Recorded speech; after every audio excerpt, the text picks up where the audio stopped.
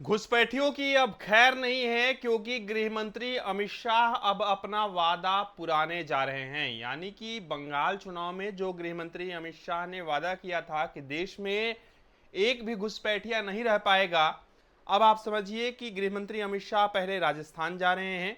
वहां पर जो बॉर्डर है उसकी समीक्षा करेंगे, वहां पर जाएंगे, देखेंगे, तमाम जो पुलिस के अधिकारी हैं उनसे बातचीत करेंगे, संवाद करेंगे।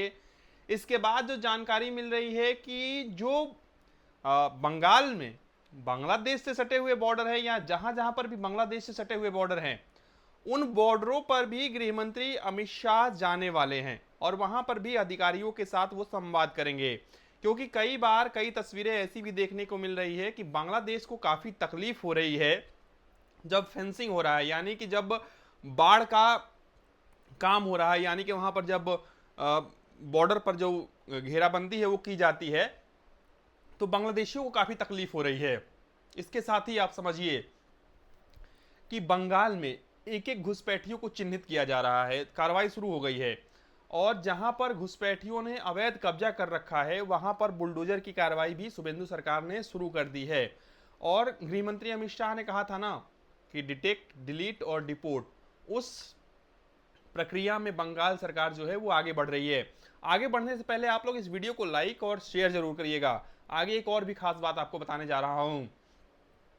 पूरे बंगाल चुनाव में आपने देखा होगा कि चाहे वो गृह मंत्री अमित शाह हो, चाहे वो प्रधानमंत्री नरेंद्र मोदी हो, चाहे कोई भी व्यक्ति हो भारतीय जनता पार्टी का, उन्होंने कहा था कि बांग्लादेश से जो घुसपैठिए आए हैं या कहीं से भी जो घुसपैठिए आए हैं और बंगाल में रह रहे हैं, उन घुसपैठियों को चिन्हित किया जाएगा और एक एक घुसपैठियों को निकाला जाएगा। लेकिन अब मुसीबत खड़ी हो पड़ी है कि इन घुसपैठियों को चिन्हित कैसे किया जाए।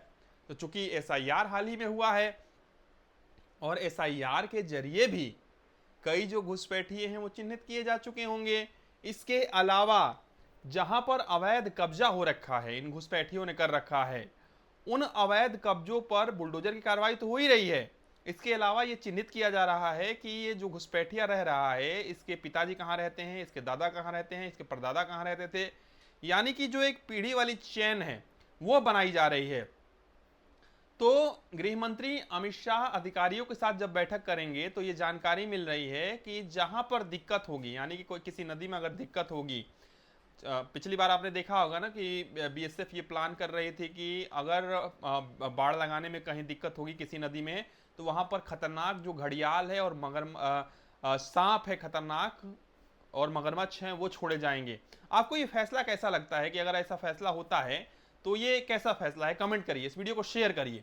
जब आप शेयर करेंगे तो घुसपैठियों के खिलाफ आवाज उठेगी, क्योंकि घुसपैठियों ने इस देश के अंदर एक सुरक्षा में सेंध लगाने का काम जो है वो घुसपैठिए करते हैं। और यही कारण है कि आप देखिए कि हर सेक्टर में घुसपैठिए घुस चुके हैं, रूप बदल के, भेष बदल के। कई जगहों पर भीख मांगते हैं घुसपैठिए, कई जगहों पर साइकिल का पंचर बनाने लगे हैं, कई जगहों पर लगता ही नहीं है कि ये घुसपैठिए हैं। तो इन्हें चिन्हित करना होगा और सरकार जो है, खासतौर पे गृह मंत्री अमित शाह जो हैं, वो उन्होंने फोर्स को खुली छूट दे रखी है कि घुसपैठियों को चिन्हित करो, घुसपैठियों को निकालो और एक भी घुसपैठिया वापस नहीं आने चाहिए। यानी कि अधिकारियों को छूट दे रखी है कि चिन्हित करना है। अब फोर्स का काम तो यह है कि घुसपैठ को रोकना, और घुसपैठ को अब रोका जा रहा है। और यही कारण है कि शुभेंदु सरकार बनते ही जो जमीन है बॉर्डर पर, वो केंद्र सरकार के लिए कह दिया गया कि भाई आप बॉर्डर लगाइए, आप फेंसिंग करिए। और बांग्लादेश में आप सोचिए जरा कि बांग्लादेश में शुभेंदु अधिकारी के खिलाफ प्रोटेस्ट हो रहा था, बंगाल बीजेपी के खिलाफ प्रोटेस्ट हो रहा था बांग्लादेश में।